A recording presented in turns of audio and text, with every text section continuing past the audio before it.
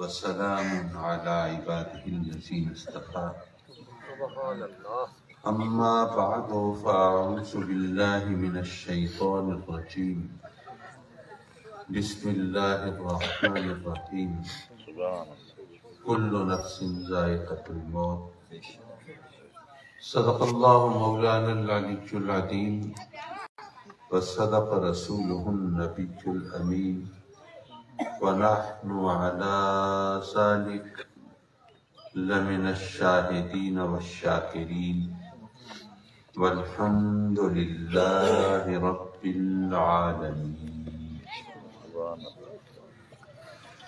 واجب التعظیم علماء کرام، لائق سب تکریم مہمانان گرامی اور مکرم و معزز حاضرین محفل،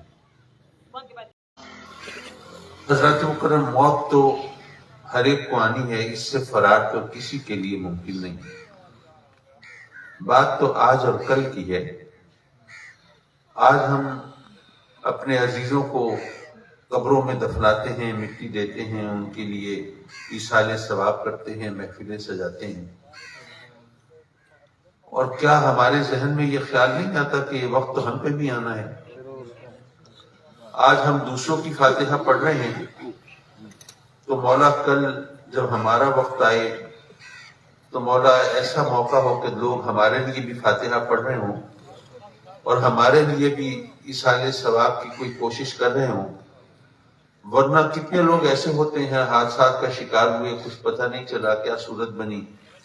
کتنے لوگ وہ ہوتے ہیں جن کو جنازہ بھی نصیب نہیں ہوتا۔ تو یہ بھی اس کی طرف سے رحمت کی بات ہوتی ہے کہ آدمی کو جنازہ مل جائے، اس کے لیے دعائیں کرنے والے ہوں، اس کے لیے ایصال ثواب کرنے والے ہوں۔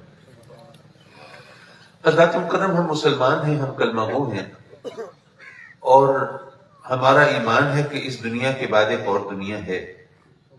یہاں بو رہے ہیں، وہاں کاٹیں گے، یہاں کر رہے ہیں، وہاں بھریں گے، یہاں امتحان دے رہے ہیں اور وہاں نتیجہ پائیں گے۔ لیکن یہ بات شاید کچھ دوستوں کے لیے نئی ہو کہ دنیا کے ہر قابل ذکر مذہب میں آخرت کا تصور موجود ہے۔ سبحان اللہ۔ اگر یہودیت اور عیسائیت کے اندر آخرت کا تصور ہے، یہ بات تو سمجھ میں آتی ہے، کیونکہ یہ مذاہب تو بنیادی طور پر الہامی مذاہب ہے نا۔ سیدنا موسیٰ علیہ السلام ہو یا عیسیٰ علیہ السلام ہو، تو انہوں نے ظاہر ہے کہ جب اللہ کے بندوں کو اللہ کا پیغام پہنچایا، دین کی باتیں بتائیں، تو اس میں بتایا کہ یہاں پر یہ دنیا سب کچھ نہیں ہے، اصل دنیا تو اس کے بعد کی ہے۔ تو یہودیت اور عیسائیت میں آخرت کا تصور ہونا تو قرین قیاس ہے، بات سمجھ میں آتی ہے۔ لیکن ہندو مت، جس میں 35 لاکھ دیوی دیوتاؤں کی پوجا ہوتی ہو، وہ الہامی مذہب تو نہیں ہو سکتا۔ لیکن آپ غور کریں تو وہاں پر بھی سورگ، نرک، جنت، دوزخ کا تصور وہاں بھی ہے۔ تو قدرتی طور پر ذہن میں ایک خلیش پیدا ہوتی ہے، سوال پیدا ہوتا ہے کہ آخر دنیا کے ہر قابل ذکر مذہب میں آخرت کا تصور کیوں ہے؟ یہ بات ذرا سمجھنے کی ہے۔ میں عرض کروں گا، بات یہ ہے کہ انسان جو ہے، اس کے لیے کہتے ہیں کہ انسان ایک معاشرتی جانور ہے، مین از اے سوشل اینیمل۔ آپ دیکھیے کہ باقی جو جانور ہیں وہ شہر تو نہیں بساتے، بستیاں تو آباد نہیں کرتے۔ اکا دکا جانور، نر مادہ، انہوں نے زندگی گزاری، ان کے بچے ہوئے، وہ بھی بڑے ہوئے، انہوں نے بھی اپنے راستے ڈھونڈے۔ وہ مل جل کر رہنا یہ ان کی فطرت نہیں ہے، انسان کی مجبوری ہے، اس کی ضرورتوں کے گھیرے پھیلے ہوئے ہیں۔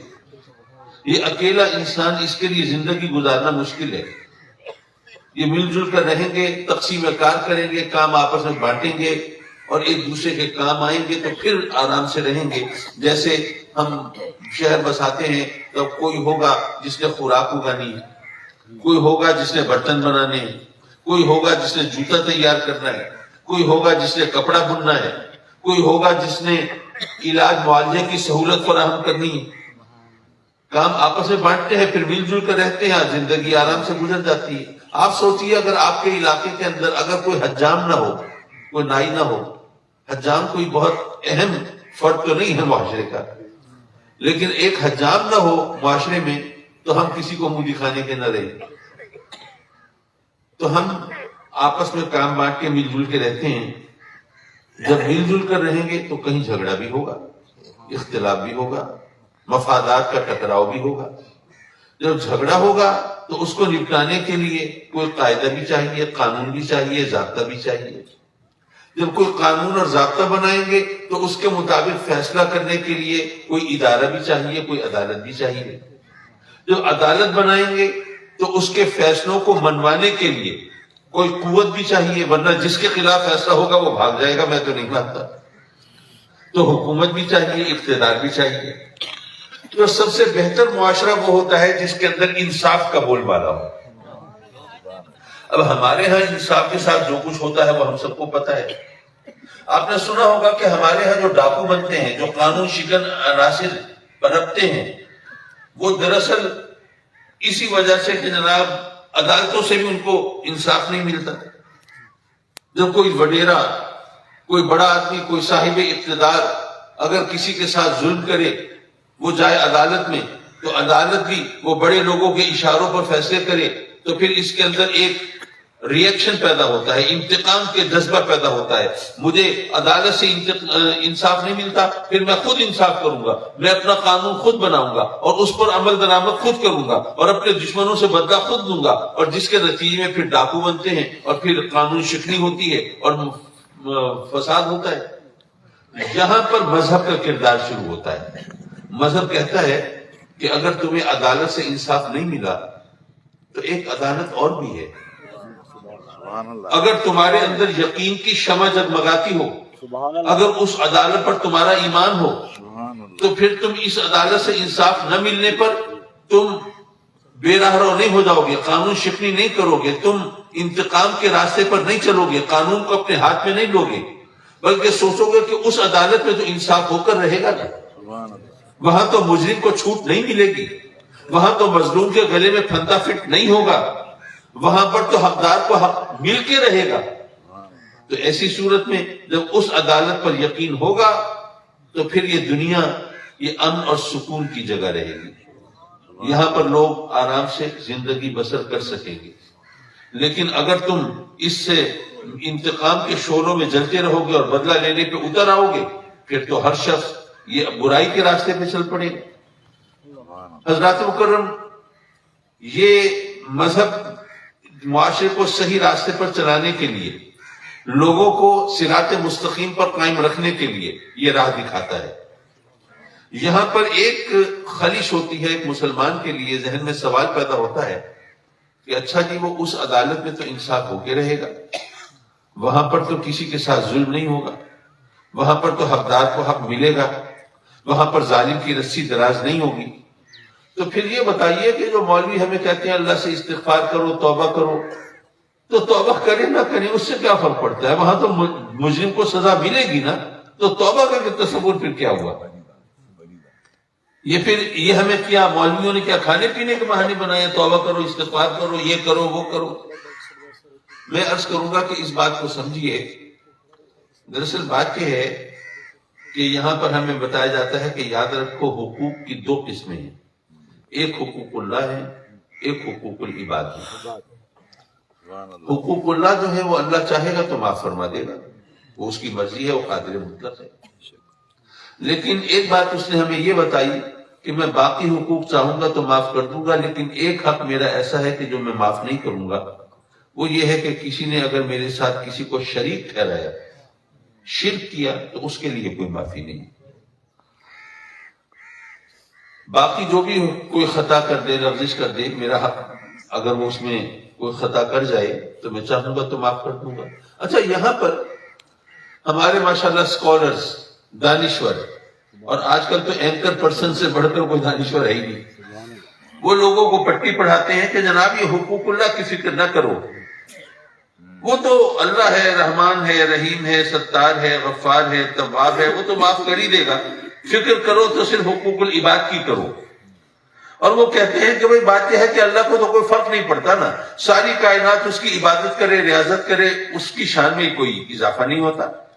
تمام کائنات اس کی منکر ہو جائے, نافرمان ہو جائے, اس کی شان میں کوئی کمی نہیں ہوتی, اس کو کوئی فرق نہیں پڑتا. پھر وہ رحمان و رحیم ہے, اس لیے اس کی فکر نہ کرو, وہ تو معاف کر ہی دے گا. بس صرف حقوق العباد کی فکر کرو. میں عرض کروں گا یہ بھی شیطان کا مکر ہے. وہ اس لیے کہ ہمارا ایمان ہے وہ اپنے حق چاہے گا تو معاف فرما دے گا، لیکن چاہے گا تو معاف فرمائے گا نا. لیکن وہ کیوں چاہے گا؟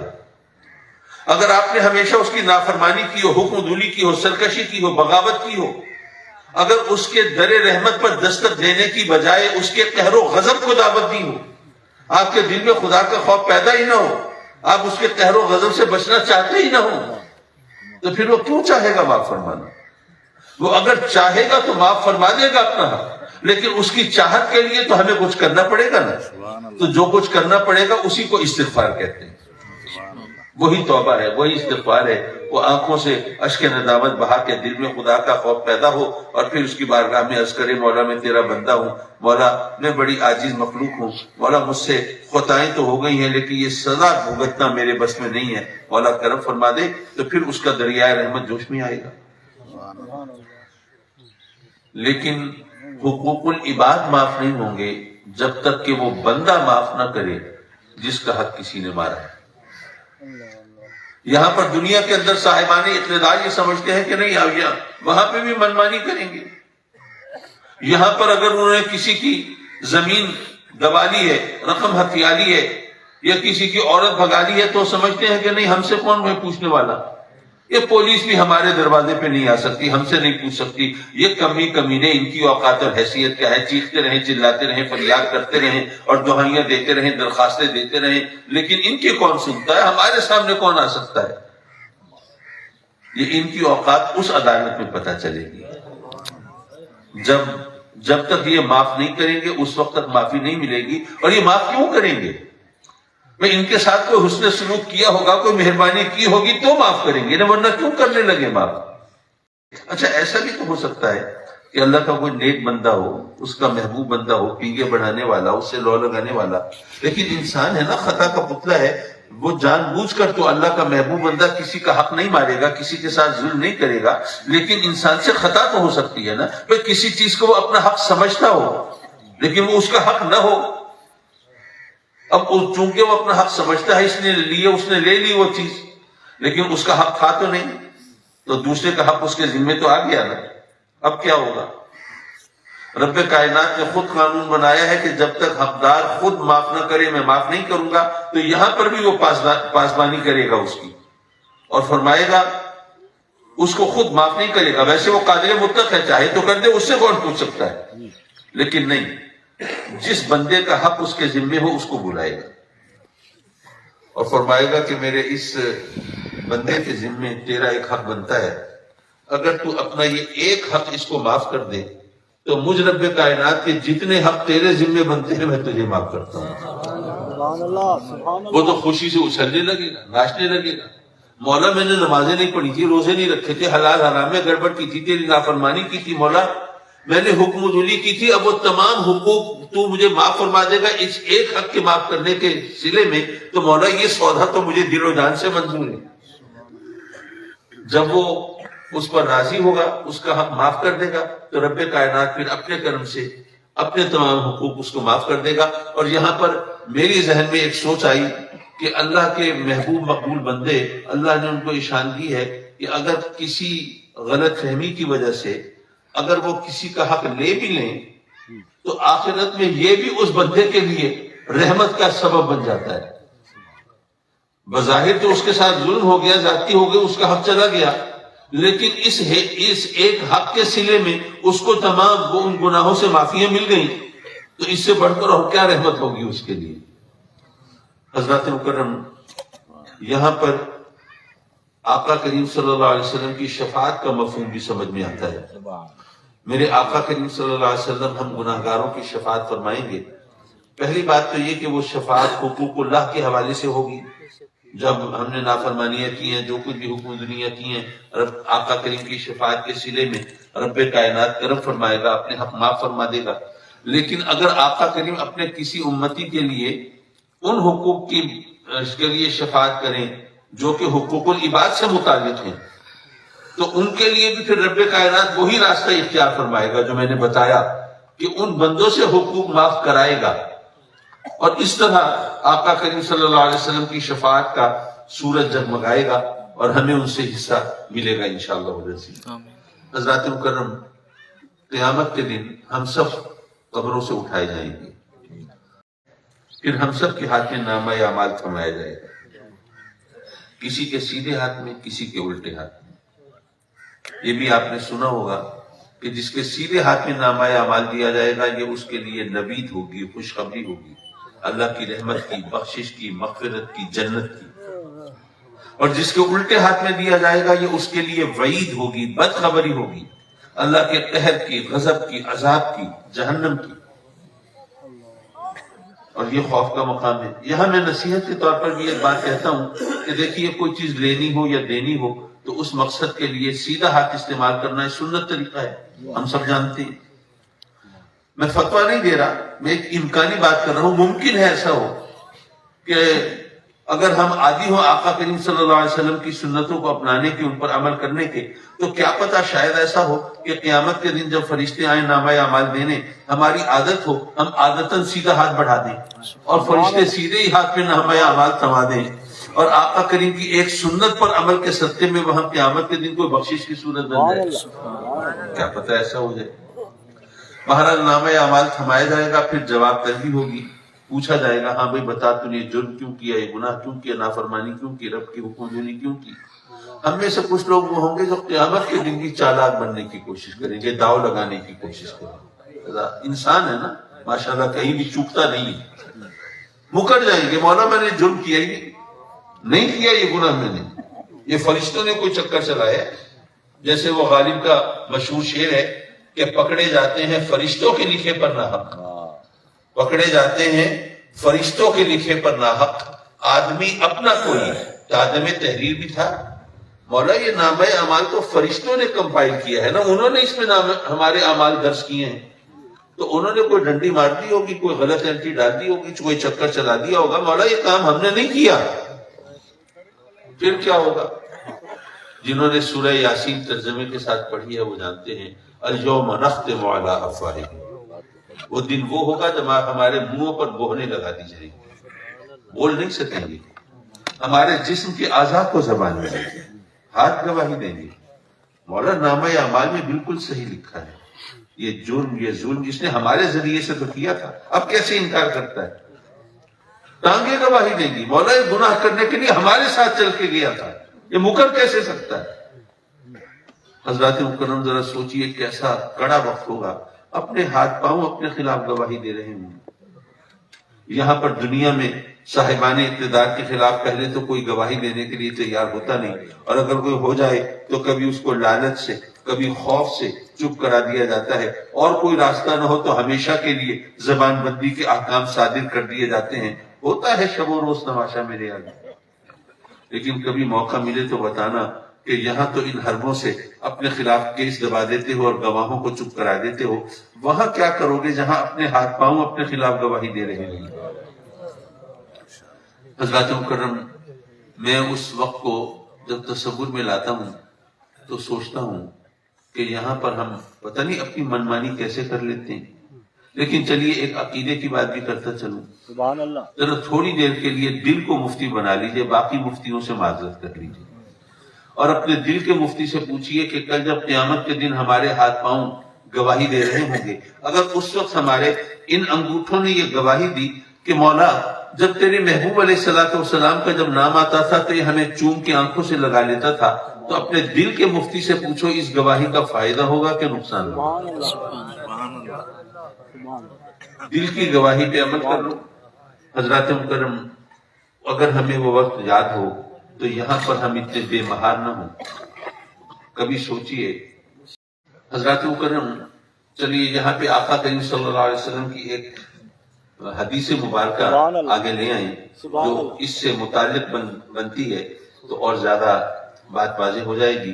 میرے آقا کریم صلی اللہ علیہ وسلم اپنے صحابیوں سے پوچھتے ہیں تمہیں پتہ ہے مفلس کسے کہتے ہیں؟ اچھا یہ ذہن میں رہے کہ عرب لوگ وہ ہیں جن کو اپنی زبان دانی پہ ناز ہے، کلام و بیان پر، عبور پر وہ انہیں فخر ہے، غرور ہے، وہ اسی لیے باقی دنیا کو عجم کہتے ہیں، گونگی ہے. باقی دنیا کو کیا پتا زبان کی نزاکتیں کیا ہیں، نفاستیں کیا ہیں، اور زبان کے استعمال میں کیا کیا حکمتیں ہیں. یہ تو ہم عرب لوگ جانتے ہیں. وہ عرب جو اپنی زبان پر عبور پر غرور رکھتے ہیں، ان سے میرے آقا کریم پوچھ رہے ہیں تمہیں پتہ ہے مفلس کسے کہتے ہیں؟ تو صحابہ کرام سمجھ جاتے ہیں کہ کسی لفظ کا مطلب بتانا مقصود نہیں، بلکہ کوئی سبق سکھانا مقصود ہے. عرض کرتے ہیں آقا آپ فرمائیے. فرماتے ہیں کہ بندہ جب دنیا سے رخصت ہوگا، قیامت کے دن قبر سے اٹھایا جائے گا، نامہ اعمال اس کے ہاتھ میں تھمایا جائے گا. جو بات میں اب کر رہا تھا اس سے کوریلیٹ کر دیا میں نے. تو فرمایا کہ ایک شخص ایسا ہوگا جس کے نامہ اعمال میں بڑی نیکیاں ہوں گی، حج ہوں گے، عمرے ہوں گے، نمازیں ہوں گی، صدقے ہوں گے، خیرات ہوں گے، نہ جانے کیا کیا عبادت اور ریاضت ہوگی. لیکن اس نے بہت سے لوگوں کے حق مارے ہوں گے. اب وہ حق معاف کرانے کے لیے نکلے گا. مثلا پہلے شخص کے پاس پہنچے گا، جا کے آہوزاری کرے گا، منت سماجت کرے گا، روئے گا، دھوئے گا، دیکھ میں بڑا شرمندہ، مجھے بڑی ندامت، میں مانتا ہوں مجھ سے بڑی خطا ہوئی، میں نے تیرا حق مارا تھا دنیا میں، دیکھ میں ہاتھ جوڑتا ہوں، پاؤں پکڑتا ہوں، مجھے معاف کر دے، دیکھ تو اللہ کے نام پہ کرم کر دے. وہ بندہ کہے گا میاں یہ قیامت ہے، یہاں اللہ نام پہ معافی نہیں ملتی. دیکھ میزان لگا ہے، اعمال تولے جا رہے ہیں، ہر چیز کا حساب ہو رہا ہے، آگے ہے اللہ نام پہ معافی مانگنا. جب وہ دیکھے گا کہ اس طرح تو معافی نہیں ملتی، تو پھر ایک ترکیب آزمائے گی. کہے گا کہ اچھا ایسا کر کہ اگر تو یہ اپنا حق مجھے معاف کر دے تو مثلا کہے گا کہ میں اپنے تہجد کے ثواب تجھے دیتا ہوں. اگر وہ بندہ اس پر راضی ہوگا، کہے گا کہ میں تو راتوں کو اٹھا نہیں، میں نے تو تہجد پڑھے نہیں، لیکن یہاں قیامت کے دن بیٹھے بٹھائے اگر یہ ثواب مل رہا ہے تو مجھے موقع سے فائدہ اٹھانا چاہیے. اگر وہ اس پر راضی ہوگا تو ادھر سے اس کا حق جو ہے وہ معاف ہو جائے گا، ڈیلیٹ ہو جائے گا، اور ادھر سے اس کے تہجد کے ثواب وہ اس کے کھاتے میں آ جائیں گے. اسی طرح باقی حقداروں کے پاس جائے گا حقوق معاف کرانے. جیسے جیسے حق مارے ہوں گے ویسا ویسا ثواب دینا پڑے گا. ہو سکتا ہے کسی کا بہت بڑا حق مارا ہو تو اس کو حج کا ثواب دے کے معاف کرائے، کہیں پر صدقہ خیرات سے کام چل جائے.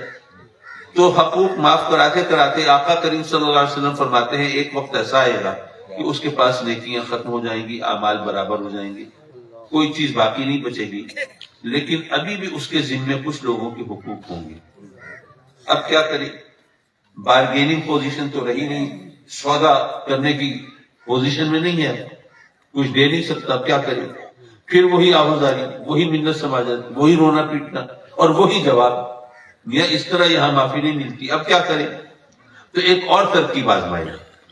کہے گا اچھا ایسا کر کہ اگر تو یہ اپنا حق مجھے معاف کر دینا تو تیرے نامہ اعمال میں یہ جو گناہ ہے یہ میں اپنے ذمہ لے لیتا ہوں.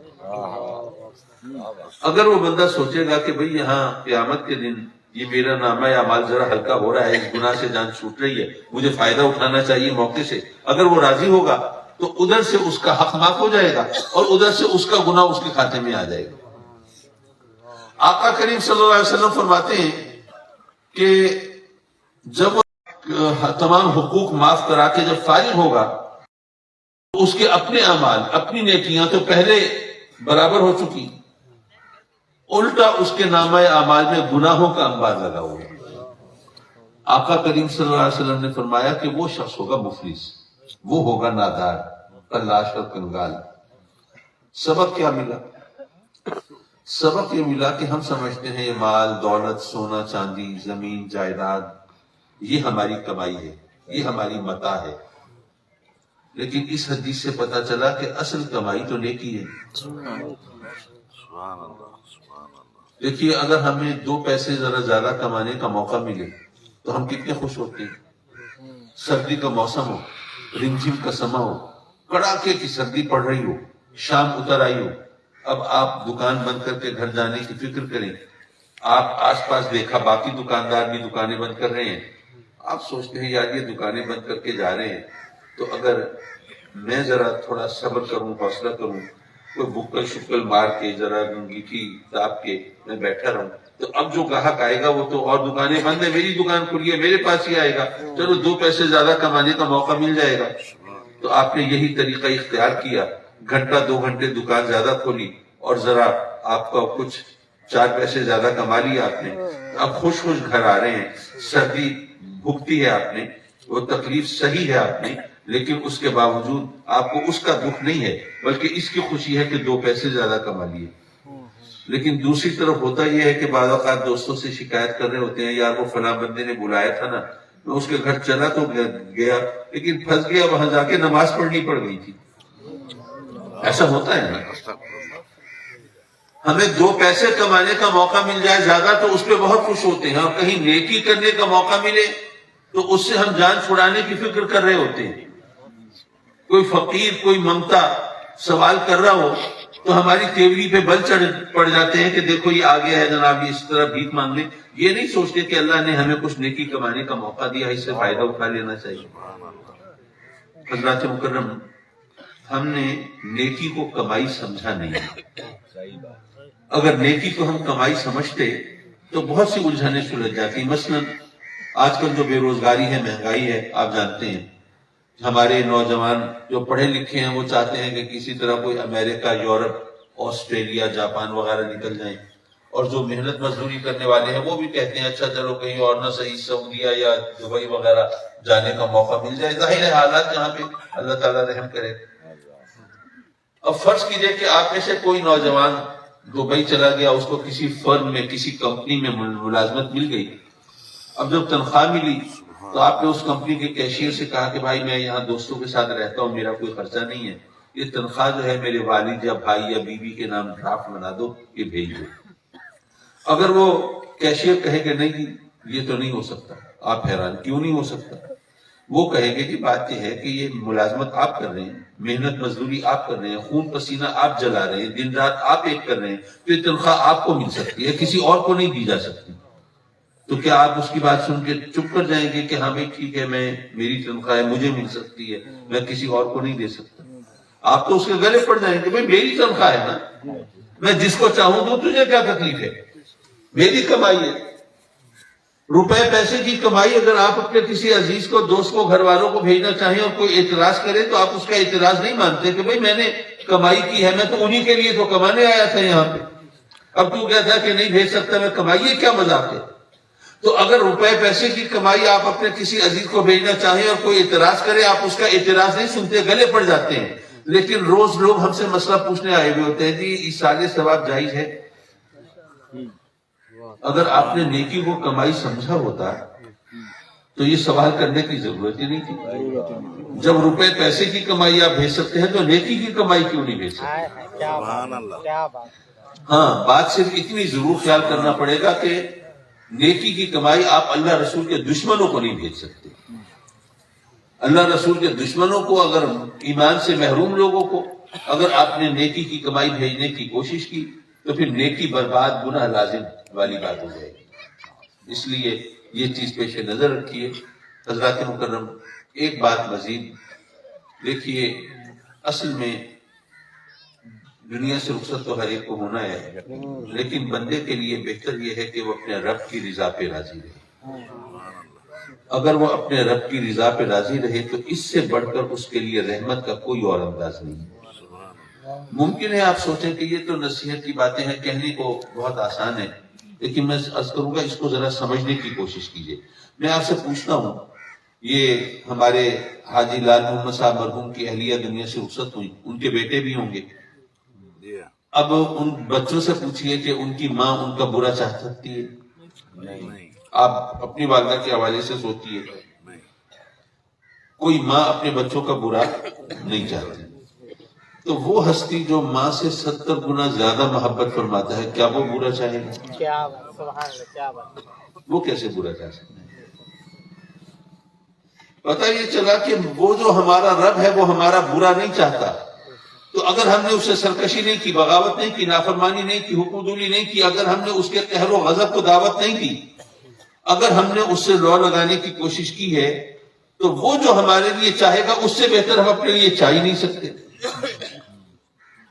تو ہمارا رب ہمارے لیے جو چاہتا ہے وہ ہمارے لیے یقیناً بہتر ہے، کیونکہ ماں سے 70 گنا زیادہ محبت فرماتا ہے۔ لیکن ممکن ہے آپ کہیں کہ جی آپ بیٹھ کے نصیحتیں کر رہے ہیں، ٹھیک ہے جی آپ کی مرضی، ورنہ آدمی سوچیے غربت کی چکی میں پیس رہا ہے، بچے اس کے سامنے بلک رہے ہیں اور جناب ضرورتوں کے لیے ترس رہے ہیں، 2 وقت کی روٹی بھی بعض اوقات مشکل ہو جاتی ہے، سردی گرمی سے بچاؤ کی کوئی صورت نہیں ہوتی، جناب اپنی بنیادی ضرورتیں پوری کرنا دشوار ہو جاتا ہے، اور آپ نصیحتیں فرما رہے ہیں جی بس جو اس سے بہتر تو کوئی چاہ نہیں سکتا۔ اب ظاہر ہے جو کچھ بھی ہے رب کی طرف سے ہی ہے، اب یہ غربت، یہ دکھ، یہ پریشانی ہے، تمام چیزیں یہ بھی ہمارے لیے بہتر ہے۔ میں اس کروں گا یہ سوچ کے زاویے ہیں، ان کو درست کرنے کی ضرورت ہے۔ بتائیے ہمیں ہر چیز کا رب کی بارگاہ میں حساب دینا ہے کہ نہیں دینا؟ دینا ہے۔ مال دولت ملی اس کا حساب دینا ہے، زمین جائیداد ملی اس کا حساب دینا ہے، کوئی عہدہ یا منصب ملے اس کا حساب بھی دینا ہے کہ تمہیں یہ طاقت، اقتدار، عہدہ، منصب ملا تھا تو تم کیا بندوں کا خدا بن کے بیٹھ گئے تھے یا اپنے آپ کو خدا کا بندہ ہی سمجھا تھا؟ اسی طرح آل اولاد ملی اس کا حساب بھی دینا ہے کہ اپنے بچوں کی پرورش رزق حلال پہ کی تھی، انہیں ایک اچھا پکا سچا مسلمان بنایا تھا، ہر چیز کا حساب تو دینا ہے۔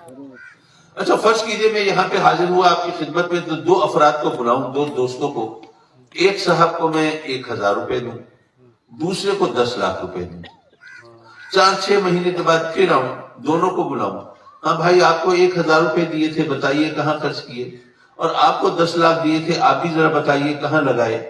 کیا خیال ہے کس کے لیے حساب دینا آسان ہوگا؟ 1000 روپے تو آج کل حساب کتاب میں آتے ہی نہیں، اس کے لیے بہت آسان ہوگا۔ یارو کیا پتا اسی محفل کے اندر کچھ لوگ ہوں غربت کے ہاتھوں تنگ ہوں، رب کی بارگاہ میں شکوے بھی کرتے ہوں، شکایتیں کرتے ہوں، لیکن رب کائنات گویا یہ فرماتا ہو کہ میرا بندہ غربت سے پریشان تو ہے، دکھی تو ہے، لیکن میں جانتا ہوں میں نے اگر اس کو مال زیادہ دے دیا نا، اس کی آخرت خراب ہو جائے گی، اس کے لیے حساب دینا مشکل ہو جائے گا۔ یہ دنیا میں یہ چند روزہ زندگی ہے، یہاں ذرا تھوڑا رو دھو کے وقت گزار لیں، یہ بہتر ہے اس کے لیے، میں جانتا ہوں، ورنہ آخرت خراب ہو جائے پھر اس کا کیا بنے گا؟ تو کیا پتا ہم میں سے کچھ لوگ ایسے ہو جن کی غربت بھی در حقیقت ان کے لیے اللہ کی رحمت ہو، یہ وہ بہتر جانتا ہے۔ تو اگر ہم اس کی رضا پہ راضی رہیں، اس سے بہتر ہمارے لیے کچھ نہیں ہو سکتا۔ لیکن یہاں پر بھی آدمی کا ذہن ہے نا کس طرح چلتا ہے۔ ایک صاحب کے بارے میں مجھے پتا چلا کہ اچھے بھلے پڑھے لکھے سمجھدار آدمی ہیں، لیکن جناب وہ عجیب ان کا طریقہ ہے، نہ کسی غریب کی مدد کرتے ہیں، نہ کسی کے ساتھ کوئی رعایت کرتے ہیں، بلکہ جہاں موقع ملے ہاتھ مار لیتے ہیں، کسی کو تکلیف پہنچاتے ہوئے بھی ہچکچاتے نہیں ہیں۔ تو میں نے کہا کہ یار اچھا پڑھا لکھا شریف آدمی ہے تو یہ ایسا کیوں کرتا ہے؟ میں ان کے پاس گیا، میں نے کہا کہ یار یہ تم کیا کرتے ہو، تمہیں خدا کا خوف نہیں؟ کہنے لگے کمال ہے، وہ ماں سے 70 گنا زیادہ محبت فرماتا ہے، اس سے کیا ڈرنا؟ ماں ہمیں جب کوئی برائی نہیں کر سکتی ہمارے ساتھ تو وہ کیسے کرے گا؟ میں نے ان سے کہا کہ بھائی آپ کو یہ غلط فہمی ہوئی ہے۔ کہنے لگے وہ کیا؟ میں نے کہا آپ کو غلط فہمی یہ ہوئی ہے کہ آپ کا رب صرف آپ سے ماں کے مقابلے میں 70 گنا زیادہ محبت کرتا ہے، آپ نے یہ نہیں سوچا کہ جس کے ساتھ ظلم کر رہے ہیں اس سے بھی اسی طرح محبت فرماتا ہے، وہ تو اپنی ساری مخلوق سے اس طرح محبت کرتا ہے۔ تو جب یہ بات آپ کے ذہن میں ہوگی کہ وہ اپنی ساری مخلوق سے اس طرح محبت کرتا ہے، پھر کسی پر ظلم نہیں کریں گے، زیادتی نہیں کریں گے، کسی کا حق نہیں ماریں گے، آپ کو پتا ہوگا میرا رب اس سے بھی اسی طرح محبت کرتا ہے، تو پھر اس سے ہم محبت کا رشتہ جوڑیں گے تاکہ ہم اس کی رحمتوں سے، اس کے انعام و اکرام سے محروم نہ رہ پائیں۔ رب کائنات اپنے کرم سے حاجی لال محمد مرحوم کی اہلیہ کی مغفرت فرمائے، ان کو جنات الفردوس میں اعلیٰ مقام دے، اور ان کی قبر